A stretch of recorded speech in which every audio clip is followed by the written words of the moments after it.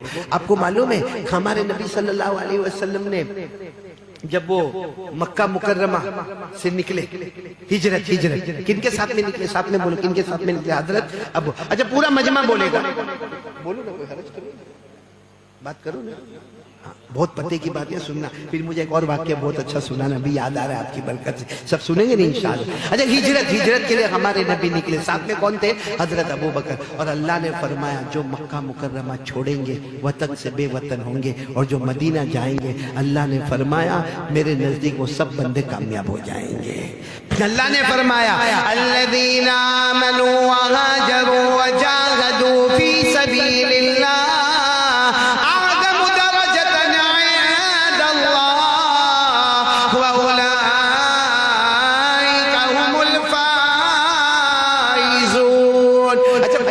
بتا رہا، جب ہجرت کے لیے ہمارے نبی نکلے مکہ مکرمہ سے اور مدینہ جا رہے، ساتھ میں کون ہے؟ حضرت۔ اچھا چپکے نکلے یا کھل کے نکلے تھے؟ چپکے ڈرے کیوں معلوم ہے؟ کیونکہ ابھی آپ نے مکہ مکرمہ سے باہر بھی نہیں نکلے ہوں گے، وہ کم بخت نالائق ابو جہل نے اعلان کیا جو محمد کو واپس لے کر آئے مکہ، چاہے تو زندہ لے کر آئے یا جو بھی حالت میں لے کر آئے، 100 عربی اونٹ اس کو انعام میں دیے جائیں گے۔ کتنے اونٹ انعام میں دیے جائیں گے؟ 100 اونٹ، یعنی بہت بڑا انعام بولا جائے۔ معلوم ہے اس وقت ایک پہلوان رہتے تھے جن کا نام تھا سراقہ، ساتھ میں بولو کیا نام؟ یہ نام بھی شاید سنا نہیں سنا، سراقہ، بولو کیا نام؟ مکے کا پہلوان، لمبے چوڑے اور گاؤں کے رہنے والے اور ہٹے کٹے ایک دم بالکل مسل وسل بھی بڑے مضبوط، اور ان کو مکہ سے مدینے کا ہر راستہ معلوم، ہر گھاٹی معلوم، ہر جنگل معلوم۔ ان کے کان میں آواز آئی کہ وہاں ابو جہل نے اعلان کر دیا ہے کہ جو محمد اور ابو بکر کو لے کر آوے اس کو کتنے اونٹ ملیں گے؟ یہ سونے لگے تو میرا تو پورا خاندان سکھی ہو جائے گا۔ ہاں، سراقہ اور پہلوان بھی تھے، اور مکہ سے مدینے کا ہر راستہ، ہر گھاٹی، ہر وادی معلوم۔ انہوں نے اپنے گھوڑے کو تیار کیا اور وہاں مکہ کہلوایا سراقہ جا رہا ہے، مکہ کہلوایا باقاعدہ، انعام تیار رکھو 100 اونٹ کا، کہ سراقہ کو مکہ سے مدینے کا ہر گھاٹی معلوم، ہر وادی معلوم، ہر راستہ معلوم، ہر پہاڑ معلوم ہے، یوں گیا، یوں محمد اور ابو بکر کو لے کر آیا۔ 100 اونٹ تیار رکھو مکہ والوں کو، اور سراقہ نے گھوڑے کو ایڑ لگائی اور گھوڑے کو لے کر دوڑنا کیا کر دیا؟ شروع کر دیا۔ کون تھے وہ؟ سراقہ، جوان تھے، ایمان والے نہیں تھے۔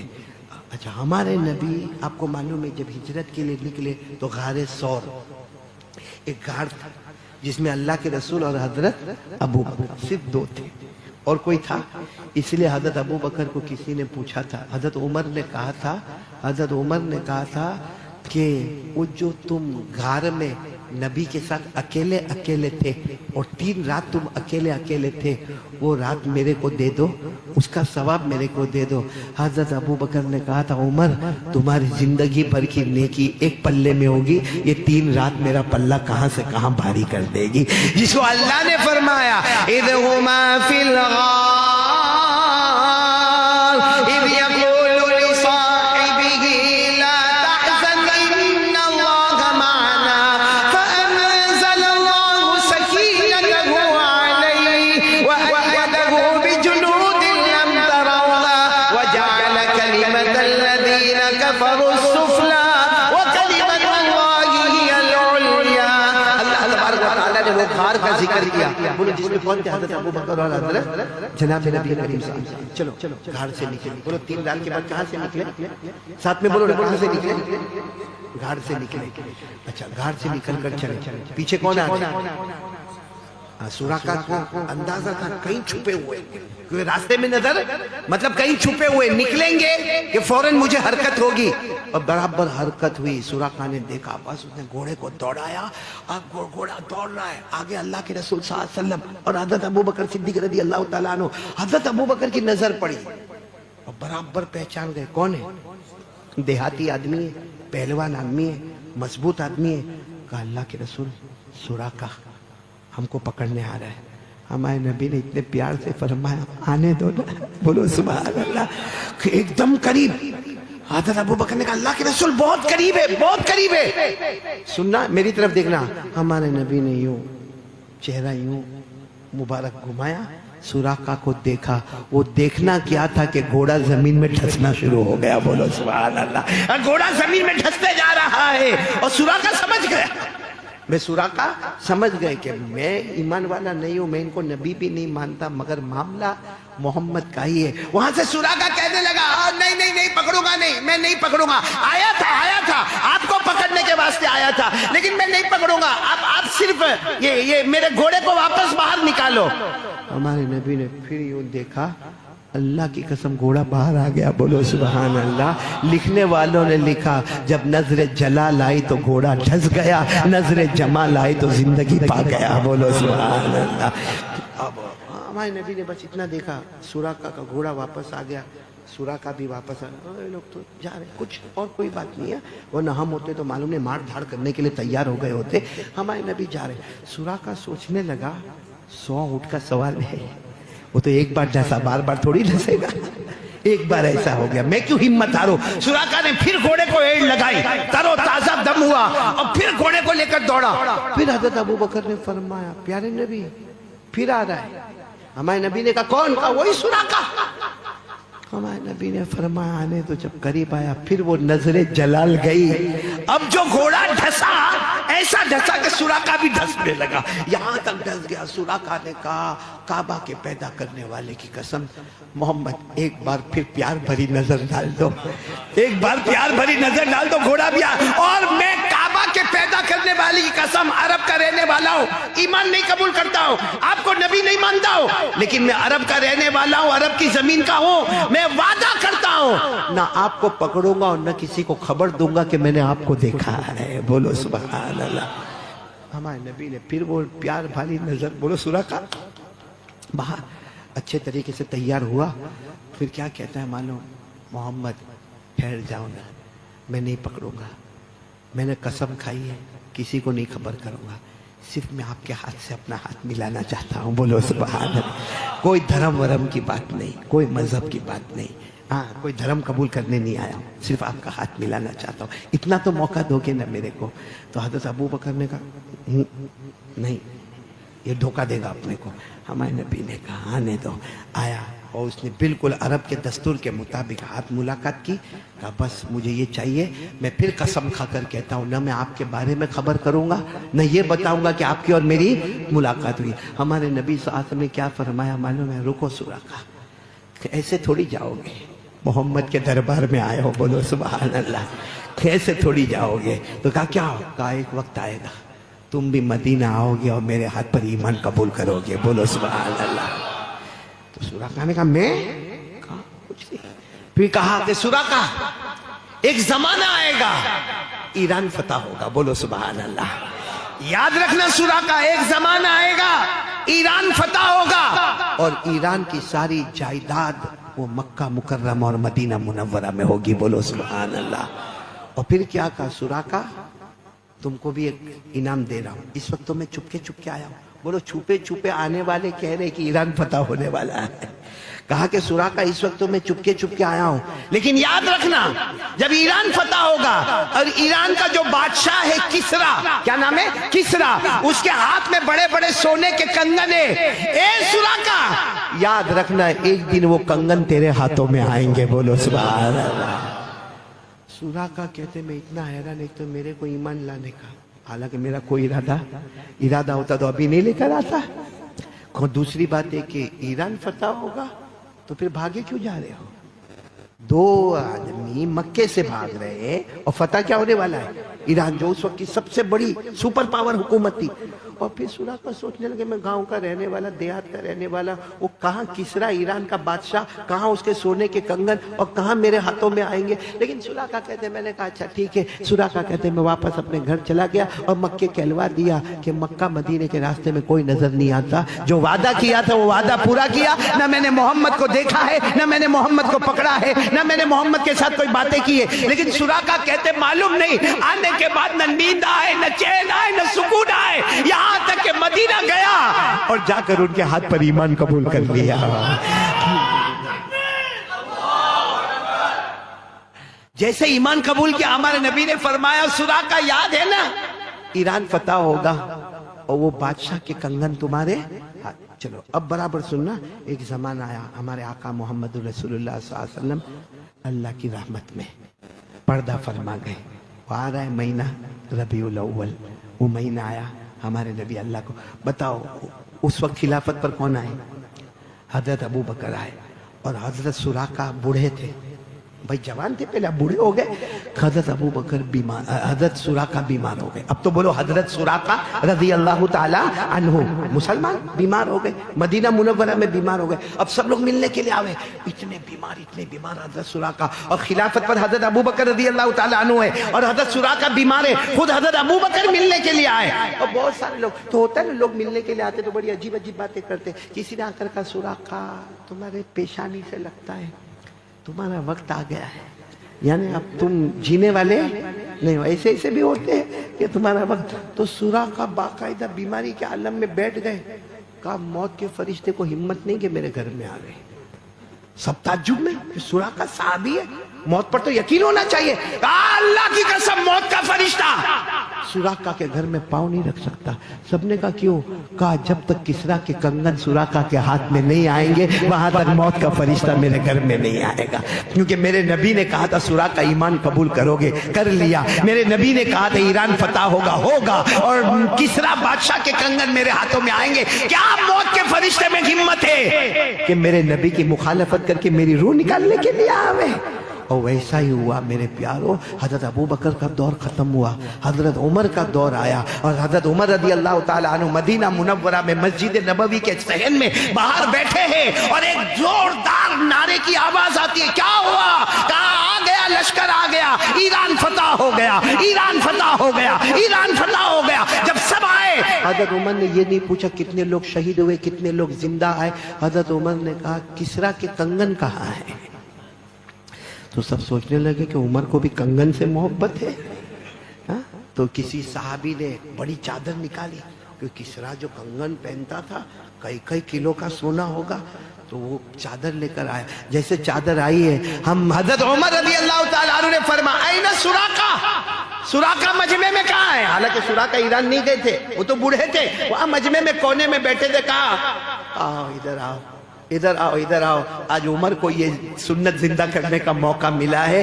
حضرت عمر نے کسرا کے کنگن لیے، حضرت سراقہ کے ایک ہاتھ میں ڈالے، دوسرے ہاتھ میں ڈالے، اور کہا سراقہ دونوں ہاتھ اوپر کرو تاکہ پورے مدینے والے کو معلوم ہو جائے ہر شخص کی بات پوری نہیں ہوتی ہے تو صرف محمد کا کلام پورا ہوتا ہے۔ وہ زمین پر اعلان کرتے ہیں، اللہ آسمان پر فیصلہ کر دیتا ہے۔ میرے پیاروں، یہ جو واقعہ میں نے آپ کو بتایا، خیر جو ملنا تھا حضرت سراقہ کو مل گیا، لیکن سچ بتاؤ جب حضرت سراقہ ملاقات کرنے گئے، ہم لوگ ملاقات دیتے؟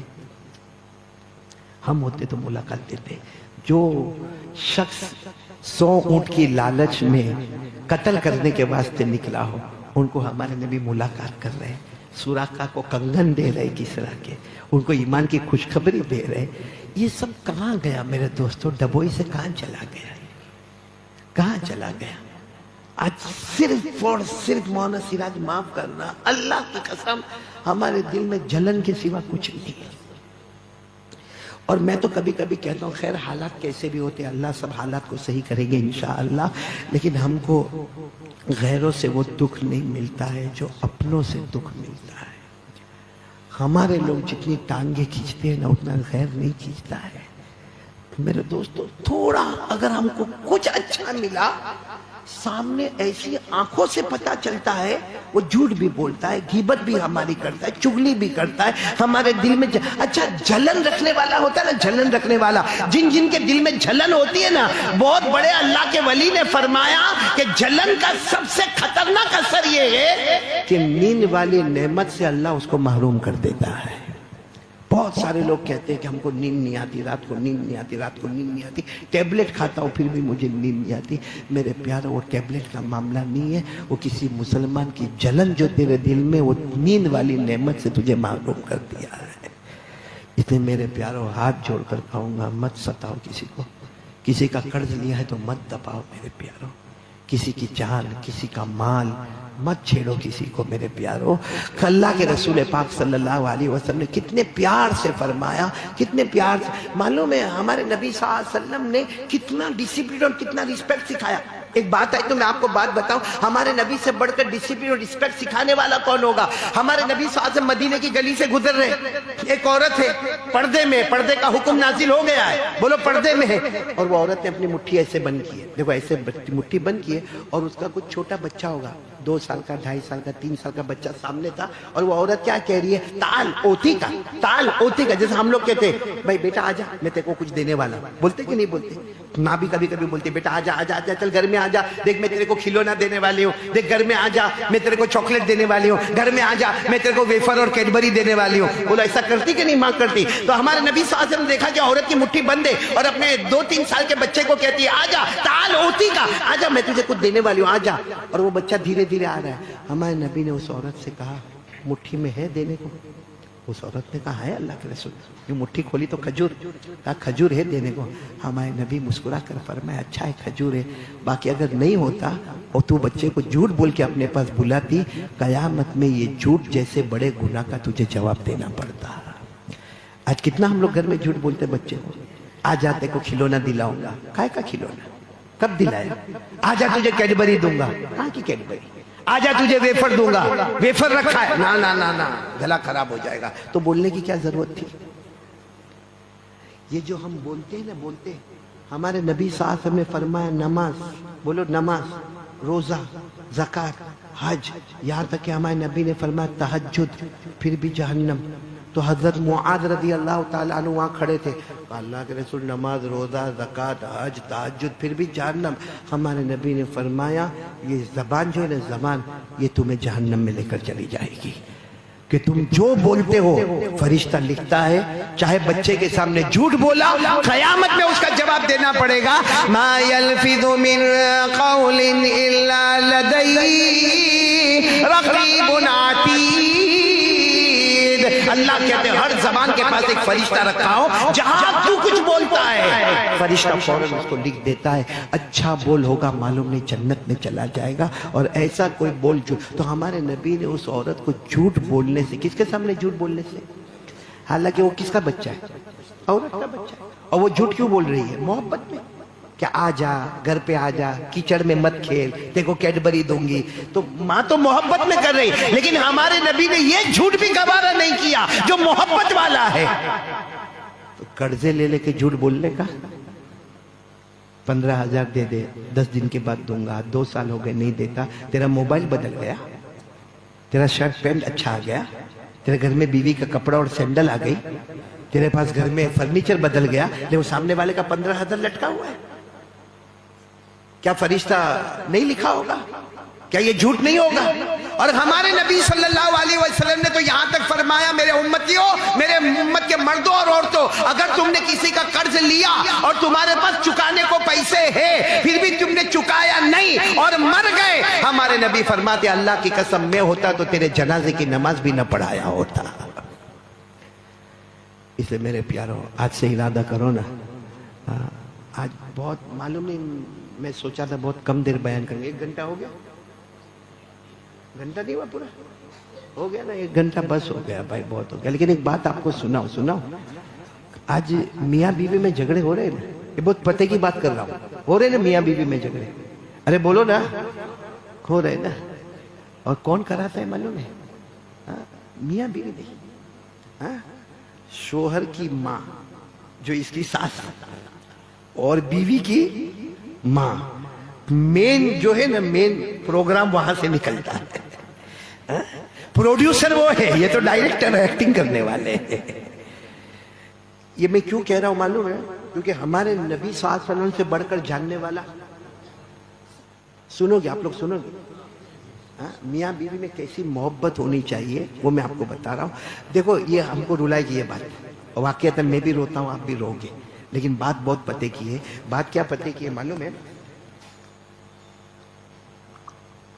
سب سے مبارک نکاح اگر دنیا میں ہوا ہوگا، میں نے ابھی اجمیر میں بھی کہا، سب سے مبارک نکاح، چاہے ہم نے مالیگاؤں میں الحمدللہ مولانا دعا کرو اللہ ہمارے بڑے بھائی کو بھی جزائے خیر عطا فرماوے.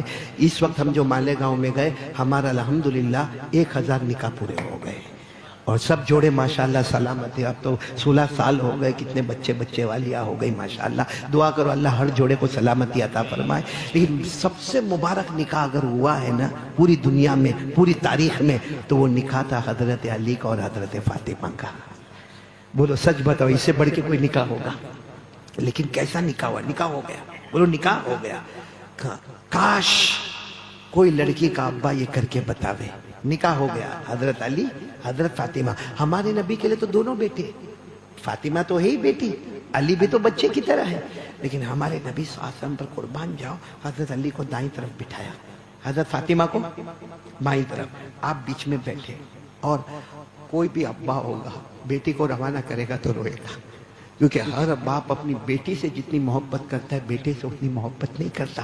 اس لیے بڑے نے لکھا ہے بیٹا نعمت ہوتا ہے, بیٹی رحمت ہوتی ہے. بیٹا نعمت ہوتا ہے, ایک نہ ایک دن کبھی ماں باپ کو چھوڑنے کی بات کرتا ہے.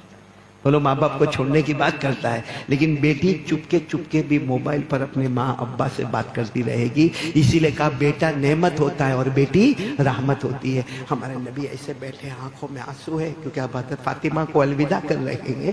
لیکن ہمارے نبی نے کیا فرمایا وہ سننا ایک دم, اگر اس کو اپنے دل میں بٹھا لو. ہمارے نبی نے کہا علی, علی کس کو کہہ رہے ہیں؟ علی علی علی میری بیٹی غلطی کرے تو معاف کر دینا. یہ دیکھو یہ سسر ہے, سسر کیا کہہ رہے, میری بیٹی غلطی کرے تو معاف کر دینا کیونکہ میری بیٹی میں کمی ہوگی. فاطمہ میں اللہ کے رسول کہہ رہے میری بیٹی میں کمی ہوگی. ابا کا سایہ ملا ہے, ماں کا سایہ اس بچی کو نہیں ملا ہے. میں ابا ہوں, میں میری بیٹی کے ساتھ رہا, برابر رہا, مجھے جتنی تربیت کرنی تھی میں نے کیا. لیکن یہ تو 6 سال کی تھی, اماں کا انتقال ہو گیا. تو ہر بچے کو ماں باپ دونوں کی ضرورت ہوتی. میری فاطمہ کو ابا تو ملے مگر ماں نہیں ملی. سوچو ہمارے نبی پر کیا گزرتی ہوگی جب بولے ہوں گے. حالانکہ سچ بتاؤ ہمارے نبی کی تربیت سے بڑھ کر کس کی تربیت ہوگی؟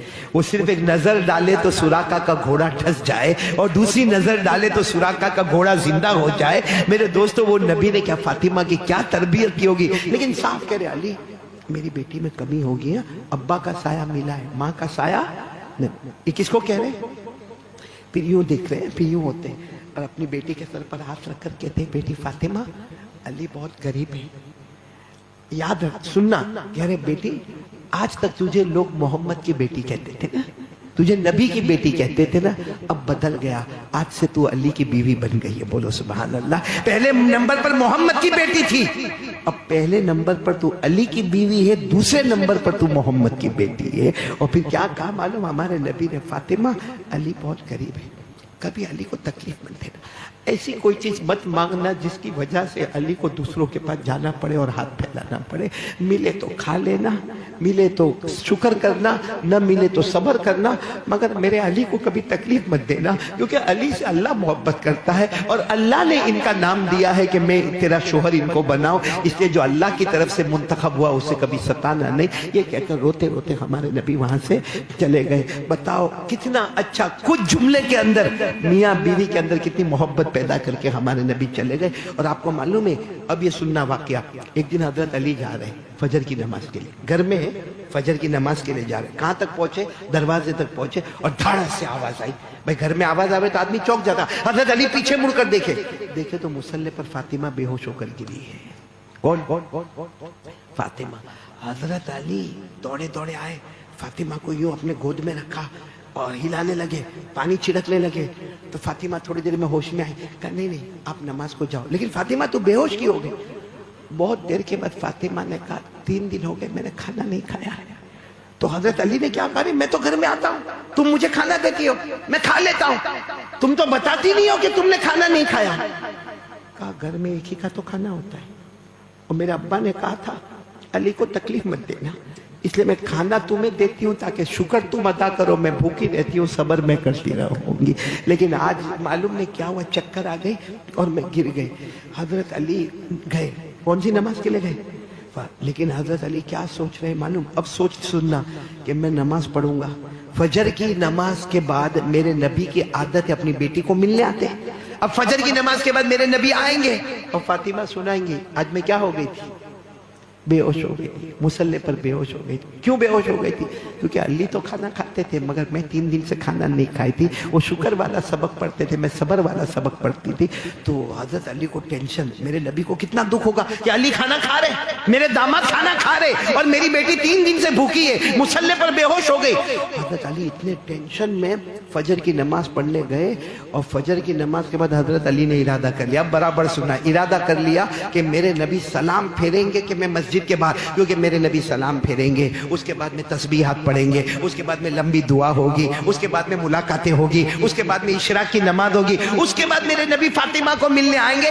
इतने वक्त में मैं कोई मजदूरी कर लूं और कुछ पका हुआ खाना लेकर जाऊं ताकि मेरे नबी घर पर पहुंचे उससे पहले जाकर फातिमा को खिला दूं, ताकि फातिमा अपने अब्बा के सामने ये नहीं बोले कि मैं बेहोश हो गई थी, 3 दिन से मुझे खाना। बस हजरत अली ने अपने प्रोग्राम के मुताबिक सलाम जैसे हमारे नबी ने फेरा, कौन सी नमाज में, हजरत अली खड़े हुए अपने गुलाम को आवाज दी, कंबर नाम था गुलाम का, कंबर आओ जल्दी आओ जल्दी, इतनी देर में कि मेरे नबी तस्बीह पढ़ेंगे, मुलाकातें करेंगे, दुआ करेंगे, इशरा की नमाज पढ़ेंगे, मेरे घर जावे मेरी अपनी बेटी को मिलने, मेरी बीवी फातिमा को मिलने, उससे पहले हमें पका हुआ खाना लेकर पहुंचना है, आज इज्जत का सवाल है। वरना अगर फातिमा ने कह दिया कि मैं बेहोश हो गई थी और 3 दिन से खाना नहीं मिला तो मेरे नबी पर क्या गुजरेगी, इसलिए जल्दी कुछ करो। ये कहकर दोनों मस्जिद से बाहर, अल्लाह का करना भी क्या मालूम, सामने एक शख्स खड़े, लंबे चौड़े खूबसूरत, और उनके पास जो ऊंट है वो भी बहुत खूबसूरत, और वो शख्स क्या कह रहे, अरे कौन ऊंट खरीदेगा, कौन ऊंट खरीदेगा, और जोर से कहते ओ अली आओ ना मेरा ऊंट तो खरीद लो। हजरत अली कहते मैं तुमको पहचानता भी नहीं, तुम कौन हो, ऊंट तो बहुत शानदार है लेकिन मैं तुमको नहीं पहचानता कौन हो। तो कहा खरीद लो ना ऊंट तो खरीद लो। हजरत अली ने कहा क्या घर में खाने का कुछ नहीं है और तुम ऊंट खरीद, कहा उधार ले लो ना उधार। तो हजरत अली ने कहा उधार कितना, कहा 200 दीनार, दीनार सोने के टुकड़े को कहते हैं बहुत, क्योंकि ऊंट भी वैसा था। हजरत अली ने अपने गुलाम को कहा देखो ऊंट तो बहुत अच्छा है, ले लेवे, उधारी लेना है ना, 200 दीनार में ले लेवे। अब भी जाए मार्केट में, वहां ऊंटों की मार्केट सुबह सुबह लगती थी और हमारे जैसा ऊंट किसी का नहीं होगा। लेकिन देखो हजरत अली अपने गुलाम को क्या कहते, मार्केट में जाके साफ साफ बोल देने का हमने उधार में खरीदा है, 200 दीनार में खरीदा है। अगर कोई 5 दीनार भी ऊपर देता होवे ना तो 205 ले लेने का, 200 वापस उनको पहुंचा देवे, 5 का खाना लेवे और सीधे मेरे नबी पहुंचे उससे पहले हमको हमारे घर पर पहुंच। गुलाम ने कहा बिल्कुल बराबर है, ऊंट को लिए और चले। अभी तो वो मार्केट में भी नहीं पहुंचे होंगे, तो एक और खूबसूरत आदमी खड़ा है और कह रहे अली ऊंट बेचोगे। तो हजरत अली ने अपने गुलाम को कहा लो मार्केट जाने से पहले ही कस्टमर आ गया, लेकिन साफ साफ बोल दो, उनको बोल दो, साफ साफ बोल दो। हजरत अली ने कहा तुम मत बोलो मैं बोलता हूँ। आज सुनो सुनो, ये 200 दीनार का ऊंट अभी थोड़ी देर पहले हमने खरीदा है और उधार में खरीदा है, बताओ कितना देंगे। सामने वाले ने कहा 300 दीनार। बोलो सुभान अल्लाह। हजरत अली तो इतने खुश हो, हम तो 205 में भी देने को तैयार थे, लिया 300 दीनार लिया ऊंट। बोलो अब हजरत अली के पास 300 दीनार है, अपने गुलाम को 200 दीनार, उनको ढूंढो किसको, जिनका हमारे सर पर क्या है, हम भेजे ऐसा ढूंढने, रहने दो उसको बाद में देखेंगे। कहा पहले पहले पहले तुम वहां जाओ, तुम वहां जाओ, ओ उसको ढूंढो, देखो उसका पता वता नहीं मालूम है लेकिन यहीं कहीं होंगे, वो अभी अभी बेच कर गए, उनको ढूंढो, 200 दीनार उनको जाके दे दो। और कहा हजरत अली ने कहा 100 दीनार मेरे पास है, कच्चा खाना भी लूंगा, पक्का खाना भी लूंगा, और अभी लेकर मैं पहुंचा अपनी बीवी फातिमा के पास। हजरत अली मार्केट में, सुबह सुबह मार्केटें खुल जाती थी, हजरत अली ने फौरन गरम गरम रोटियां तैयार करवाई, कुछ कच्चा खाना कुछ पक्का खाना, और यूं सर पे उठाया और चले और जाकर जल्दी से दरवाजा खींच, फातिमा ओ फातिमा दरवाजा खोलो। तो अंदर से आवाज आई मन बिल बाबा, आवाज से समझ गई फातिमा के लिए मोहम्मद रसूलुल्लाह सल्लल्लाहु अलैहि वसल्लम किया। हजरत अली कहते जैसे मेरे पाँव के नीचे से जमीन खिसक गई, जो कितना बड़ा प्रोग्राम बनाया था, लेकिन आज मालूम नहीं इशराक से पहले ही मेरे नबी यहाँ पर आ गए। खैर दरवाज़ा खुला, हजरत अली कहते पूरा सामान लेके अंदर गया, लेकिन कप कपी तारी थी। लेकिन हजरत अली कहते मैंने देखा मेरे नबी के चेहरे पर भी मुस्कुराहट और फातिमा के चेहरे पर भी मुस्कुराहट, वो कभी हंस रही है, कभी मेरे नबी मुस्कुरा रहे। हजरत अली कहते मैं तो एकदम घबराया हुआ था, मैंने कहा मेरे माँ बाप आप पर कुर्बान, देर हो गई।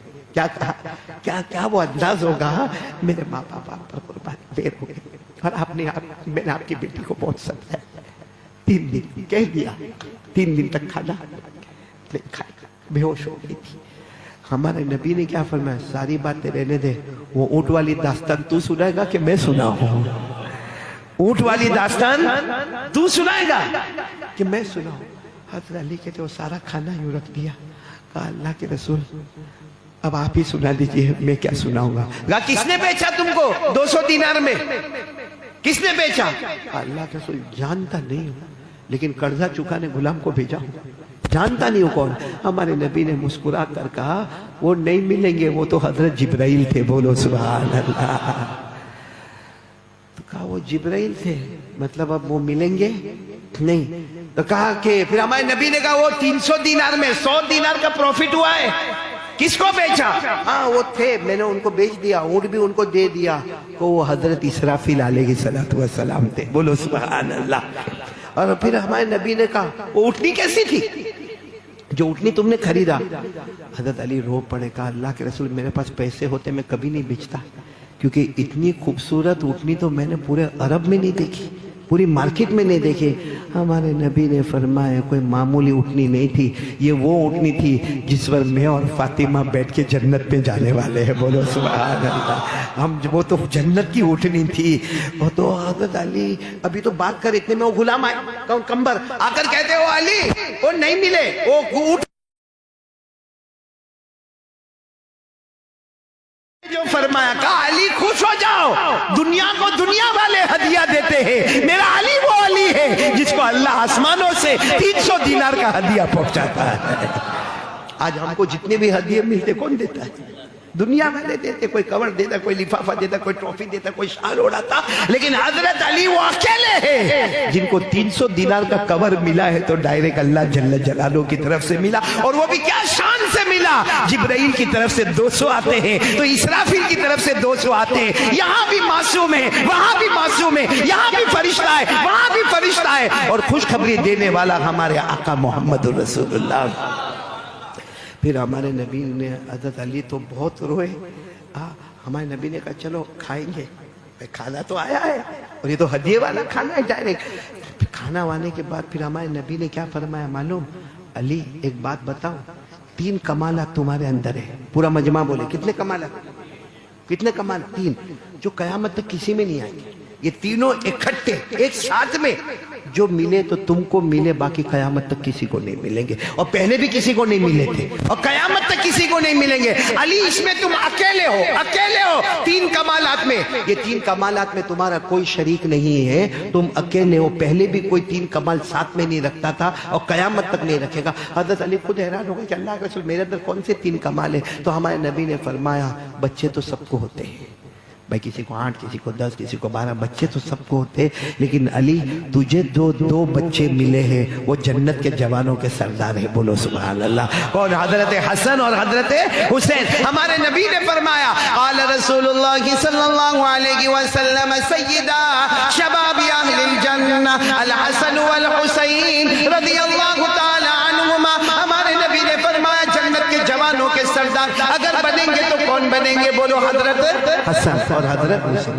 یہ پہلا کمال تمہارے اندر ہے، بچے سب کے پاس ہیں مگر جنت کے جوانوں کے سردار تمہارے پاس ہے، بولو سبحان۔ پھر ہمارے نبی نے فرمایا بیویاں تو سب کے پاس ہوتی ہے، 1 ہوئے 2 ہوئے 3 ہوئے 4 ہوئے، بیویاں تو سب کے پاس ہوتی ہے، لیکن تمہارے پاس جو بیوی ہے وہ جنت کے عورتوں کی سردارن ہے۔ کیا فرمایا؟ قال رسول اللہ صلی اللہ علیہ وآلہ وسلم سیدۃ نساء اہل الجنہ فاطمہ رضی اللہ تعالی عنہ۔ جنت میں ساری عورتیں داخل ہو جائے گی مگر ساری عورتوں کی سردار اور امیرن کون بنے گی؟ حضرت ہمارے نبی نے کہا 2 باتیں ایک ساتھ میں جمع ہوئی، تیسری ایک اور بات ہے، تینوں باتیں کسی میں ساتھ میں جمع نہیں ہوئی۔ تو حضرت علی نے تیسری بات کیا ہے؟ کہا جو تمہارے خسر ہے نا، خسر تو سب کو ملتے، سسر سب کو ملتے، لیکن تمہیں جو سسر ملے ہیں ویسا سسر کسی کو نہیں ملے گا۔ جو اشارہ کرتے ہیں تو چاند کے ٹکڑے ہو جاتے ہیں، اشارہ کرتے ہیں تو ڈوبا ہوا سورج واپس آتا ہے۔ ہمارے نبی صلی اللہ علیہ وسلم سے بڑھ کر کوئی نبی نہیں ہے۔ کہا علی خوش ہو جاؤ، یہ تینوں نعمتیں اللہ نے تمہیں اکٹھا ساتھ میں دی ہے۔ میرے پیاروں مجھے یہ بتانا ہے کہ جب کوئی نبی سے محبت کرتا ہے اور میاں بیوی کے حق کو سمجھتا ہے تو روزی ڈھونڈنے نہیں جانا پڑتا ہے، روزی ڈھونڈتے ڈھونڈتے اس کے پاس آ جاتی ہے۔ آج ہمارے یہاں بہت ساری روزی میں رکاوٹ کی وجہ معلوم کیا ہے؟ میاں بیوی کا جھگڑا۔ کہ جہاں جھگڑا ہوتا ہے، سنو، جہاں جھگڑا ہوتا ہے وہاں سے رحمت کے فرشتے چلے جاتے ہیں۔ تو کون سے فرشتے آئیں گے بھائی؟ دو ہی فرشتے، رحمت اور عذاب۔ قرآن کریم نے دو ہی فرشتوں کا ذکر کیا، رحمت کے فرشتے ہوں گے یا عذاب کے۔ پڑھو نا میرے ساتھ میں، اللہ نے فرمایا وَالنَّازِعَاتِ غَرْقًا وَالنَّاشِطَاتِ نَشْطًا وَالسَّابِحَاتِ سَبْحًا فَالسَّابِقَاتِ سَبْقًا فَالْمُدَبِّرَاتِ أَمْرًا۔ یہ پوری آیتوں سے پتہ چلتا دو ہی فرشتے، رحمت والے اور عذاب والے۔ اب گھر میں میاں بیوی جھگڑے، حالانکہ رشتہ بہت پوتر تھا، قرآن حدیث سے جڑا ہوا تھا، لیکن دونوں لڑے، اور لڑائی کی وجہ موبائل، شک، شبہ، ڈاؤٹ، لڑے۔ سیدھے رحمت کے فرشتے ایک دوسرے کو کہتے ہیں آؤٹ آؤٹ آؤٹ۔ تو کون سے فرشتے گھر میں آئے؟ عذاب۔ اب وہی عذاب کے فرشتے پھر دکان پر، تو برکت کہاں سے ہوگی؟ میاں بیوی میں جھگڑے کی وجہ سے اللہ روزی اٹھا لیتا ہے۔ سمجھ گئے آپ لوگ؟ عذاب کے فرشتے آتے ہیں اور روزی جو برکت والی ہے وہ ختم۔ اچھا، میاں بیوی میں انڈرسٹینڈنگ کتنی بڑی چیز ہے۔ ہمارے نبی سے بڑھ کر کوئی تھے؟ ایک مرتبہ ہمارے نبی گھر میں آئے، سننا یہ بات میں بات یاد آئی، ایک مرتبہ ہمارے نبی صلی اللہ علیہ وسلم گھر میں آئے، سلام نہیں کیا، بولو سلام نہیں کیا۔ اچھا، ہمارے نبی مسکرائے بھی نہیں، حالانکہ ہمارے نبی جب بھی گھر میں آتے پہلا کام کیا؟ السلام علیکم ورحمۃ اللہ وبرکاتہ۔ اور پھر ہمارے نبی گھر میں آتے تو چہرے پر مسکراہٹ ہوتی۔ ہم لوگ ایسا کرتے؟ دو سنت ادا کرتے؟ آج سے کریں گے؟ ہم تو گھر میں آتے دیکھنے کا سٹائل دیکھنے کا، مگر ایسا جیسا کتنا بہت پہاڑ توڑ کے آیا ہوگا نا۔ اچھا، باہر دوست ملا ہوگا تو ہاتھ پہ تالی بجا کے آیا ہوگا، اور یہ بھی بولا ہوگا تو بھی تیار ہو کے رات کو 12 بجے آ جا، میں بھی 12 بجاتا ہوں، اپن ہوٹے پر بیٹھیں گے، وہاں اپن توے پر بھی جائیں گے اور لیمو شربت بھی پیئیں گے۔ لیکن گھر میں گیا ایسا لگتا کھٹی کڑی کا پیالہ پی کے اندر اترا ہوا ہے، ایسا تھوبڑا چڑھایا، اور وہ تو پہلے سے چڑھا کے بیٹھی جائے، گھر میں جھگڑا شروع ہوتا ہے۔ ہمارے نبی صلی اللہ علیہ وسلم گھر میں داخل ہوئے، بولو سلام نہیں، مسکراہٹ نہیں۔ حضرت خدیجہ رضی اللہ تعالیٰ عنہ اس وقت بیوی تھی، قریب آئی اور بڑے پیار سے کہا ماں بالوں کا یا رسول اللہ، اللہ کے رسول کیا ہو گیا؟ آج آپ نے سلام بھی نہیں کیا اور آپ مسکرائے بھی نہیں۔ اور سچ بتانا، اس وقت مکے میں کیا حالات ہوتے تھے ہمارے نبی کے؟ کچھ ٹینشن ہوگا کہ ہمارے نبی نے سلام بھی نہیں کیا اور بولو مسکرا۔ لیکن حضرت خدیجہ تو ہمارے نبی نے یوں، اچھا میں نے سلام نہیں کیا، ما سلمت ولا زحکت، میں نے سلام نہیں کیا، وما زحکت، اور میں ہنسا بھی نہیں۔ خدیجہ نے کہا نہیں، آج آپ نے ایسا نہیں کیا، رکو۔ واپس ہمارے نبی باہر گئے، قربان جاؤ، ہمارے نبی پر باہر گئے، پھر گھر میں آئے، السلام علیکم ورحمۃ اللہ وبرکاتہ، اور خدیجہ کی طرف دیکھ کر مسکرائے اور فرمایا اللہ خدیجہ پر رحم کر، جو طریقہ میں بھول گیا تھا مجھے یاد دلا دیا۔ آج ایسا سب ہوتا ہے میرے دوستوں، کہاں وہ کہاں ہم، کیا موبائل، کیا خرافات، کیا ننگا گیری، آخری درجے کی ننگا گیری۔ دیکھنا ہو تو ہماری زندگی کو دیکھو، صرف ظاہر کے کپڑے پہنے ورنہ حقیقت میں گناہوں کی وجہ سے سب ننگے بنے ہوئے ہیں۔ پورا موبائل ہمارا ننگا گیری میں بھرا ہوا ہے۔ اللہ میری اور آپ کی حفاظت فرمائے، میری بھی حفاظت فرمائے، آپ کی بھی حفاظت فرمائے۔ اس لیے میرے پیاروں، اب سب باتوں کو چھوڑ کر ہم 3 باتوں پر آ جائے۔ پہلی بات تو وہ ایک تسبیح بتائی، وہ پڑھتے رہیں گے، لا الہ الا انت سبحانک انی کنت من الظالمین۔ نمبر 2، حضور پاک صلی اللہ علیہ وسلم سے محبت کریں گے اور سب کا حق ادا کریں گے، میاں بیوی کا حق ادا کریں گے۔ اور ایک بات سمجھ لینا، جب ہم پیارے نبی سے، سن لو اللہ کی قسم، ہم نبی سے محبت کریں گے، بیوی کو خوش رکھیں گے، بیوی کے گھر والوں کو بھی گالی نہیں دیں گے، اور بیوی بھی اپنے شوہر کو خوش رکھے گی، شوہر کے گھر والوں کو تانا نہ۔ بڑا معاملہ ہوتا ہے مولانا، بیوی کے سگے والے آوے نا، گھر میں کھانا، بریانی، حلوہ، پایا، کلیجی، مردہ، اور شوہر بولے گا آج میرے بھائی بھابھی آ رہے ہیں، کیا منہ بگڑے گا، ایسا لگے گا اسی کا منہ توے میں رکھنے جیسا ہے نا۔ میری مائیں، بہنیں، بیٹیاں، ہاتھ جوڑ کر قاری احمد علی، میری بچیوں، ایک بات کہتا ہوں، شوہر کے گھر والوں کو بھی اپنا گھر والا سمجھے۔ بلکہ حضور نے کیا فرمایا، فاطمہ نبی کی بیٹی نمبر 2، علی کی بیوی نمبر 1۔ آج سے تم علی کی بیوی ہو، نبی کی بیٹی بعد میں ہو۔ ہر میاں بیوی میں دیکھو، ایک بات سمجھ لو، اگر یہ رہے گا، پھر میں کہتا ہوں ہمیں روزی ڈھونڈنے نہیں جانا پڑے گا، روزی ڈھونڈتے ڈھونڈتے ہمارے گھر پر آئے گی انشاءاللہ۔ کون کون تیار ہے؟ دو کام، پہلا کام لا الہ الا انت سبحانک آیت کریمہ پڑھنے کا، اور نمبر دو حضور پاک سے محبت، اور سب سے محبت کرنا۔ روزی ہمارے دروازے پر کھٹکھٹا کر آئے گی۔ حضرت علی روزی کے پاس نہیں گئے، روزی کھٹکھٹاتے کھٹکھٹاتے صبح صبح میں 300 دینار کس کو کہتے سونے کے ٹکڑے صبح صبح میں مل گئے۔ تو میرے دوستو کرو گے انشاءاللہ۔ اور ایک آخری بات، کیونکہ میں بھی عمرے پہ جا رہا ہوں، دعا کرو کہ اللہ قبول فرما لے گئے۔ ایک آخری بات، کعبے والی بات کر لو میرے دوستو۔ اللہ کے سامنے رونے کی عادت ڈالو۔ بہت ہمارا نفس بہت موٹا ہو گیا ہے، بہت اکڑ آ گئی ہمارے اندر۔ آئی ایم سم تھنگ، حالانکہ دیکھو تو کھوکھلا برتن ہے، کچھ بھی نہیں ہے۔ ہاں کتنے لوگوں کو دیکھنا ایسا یوں سینہ تان کے یوں چلتے، اور کیا ہے، کیا بولا اس نے، بولو کرتے کہ نہیں کرتے؟ ابھی اٹیک آئے گا تو کیا بولا رہ جائے گا کہ نہیں رہ جائے گا؟ گٹکا دبا دبا کے چلتا ہے، کم وقت ابھی 1 مہینے بعد کینسر ہوگا پھر۔ اس لیے میرے پیاروں، میں چونکہ میرے کو بھی وہاں جانا ہے، اس لیے اپنا سبق بھی تازہ کر رہا ہوں۔ آپ کو معلوم ہے شیخ سعدی رحمت اللہ علیہ کا نام سنا؟ ارے بولو نا، ہاں بس جلدی 5-10 منٹ بات ختم، بولو سنا؟ شیخ سعدی رحمت اللہ علیہ نا، وہ کہتے ہیں کہ میں نے کعبے کے پاس فجر کی نماز پڑھی۔ وہ زمانے میں اتنی بھیڑ بھاڑ نہیں ہوتی تھی، اب تو بہت مشکل ہوتا۔ شیخ سعدی فرماتے امام کعبے کے پیچھے میں نے فجر کی 2 رکعت نماز پڑھی۔ کہتے ہیں شیخ سعدی فرماتے کہ فجر کی نماز کے بعد میں دعا کر رہا تھا، اتنے میں نے دیکھا کہ ایک بوڑھے آدمی، سفید داڑھی، سفید زلفہ بال، میں نے دیکھا کہ کعبے کا وہ جو کعبے میں ایک جگہ کا نام ہے ملتزم۔ ملتزم کے معنی جہاں حاجی چمٹ چمٹ کے رو کے مانگتا ہے، اللہ سب کو وہاں لے جاوے، بولو آمین۔ اور ملتزم سے چمٹا دے وے، بولو آمین، اور رو کر مانگنے کی توفیق عطا۔ تو شیخ سعدی کہتے ہیں میں نے ایک بوڑھے آدمی کو دیکھا، سفید داڑھی، سفید ایسے بال، چہرہ بہت نورانی، اتنا نور، اور وہ ایسا کعبے کے ملتزم کو چمٹ کے رونے لگا فجر کے بعد کہ شیخ سعدی فرماتے میں سوچا کیا ہو گیا ہوگا یہ بوڑھے کو، کچھ گھر کا پرابلم ہوگا کیا؟ لیکن شیخ سعدی فرماتے میں چلا گیا۔ شیخ سعدی فرماتے چونکہ میں وہ دنوں میں مکہ میں رہتا تھا، میں ظہر کی نماز پڑھنے آیا، تو جب میں آیا تو میں تھوڑا بیفور ٹائم آ گیا، آدھا پونا گھنٹہ پہلے آیا، تو میں نے دیکھا بوڑھا ویسے ہی رو رہے، کعبے سے چمٹ کے، ملتزم سے چمٹ کے۔ شیخ سعدی فرماتے میں بوڑھے کو دیکھا، جب نماز کھڑی ہوئی تو دیکھا وہ انہوں نے بھی سنت پڑھی، ظہر کی نماز پڑھی سنت، پھر وہ ملتزم سے چمٹ کے رونے لگے۔